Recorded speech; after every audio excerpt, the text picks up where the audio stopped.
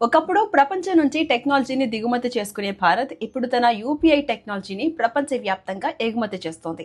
Yes, UPI 2016లో start చేయక ముందు చాలా మంది ₹10 కూడా ఫోన్ పే చేయాలా, ₹5 కూడా ఫోన్ పే చేయాలా, అసలు ఎవరైనా యాక్సెప్ట్ చేస్తారా, చీ ఇట్లా మాట్లాడుకునేవాళ్ళు. బట్ ఇప్పుడు డిజిటల్ ఇండియా అని చెప్పుకునేంత స్థాయికి యూపీఐ ద్వారా మనం వెళ్ళాం. మనం చూడొచ్చు, రీసెంట్ గా చాలా దేశాలు యూపీఐ సేవలు ప్రారంభించుకోవాలని చెప్పేసి మన ఇండియాతో ఎంఓయూలు కూడా కుదుర్చుకుంటుంది. అండ్ రీసెంట్ గా సెషల్స్ కి వెళ్ళిన మోదీ అక్కడ ఎంఓయూ కుదుర్చుకున్నారు. అండ్ చాలా దేశాల్లో ఇప్పటికే అవైలబుల్ ఉంది యూపీఐ సేవలు. మన ఇండియాలో చూసుకుంటే ప్రతి మంత్ 20 బిలియన్స్ కి పైగా ట్రాన్సాక్షన్స్ అవుతున్నాయి. 50 కోట్ల మంది యూజర్స్ యాక్టివ్ లో ఉన్నారు.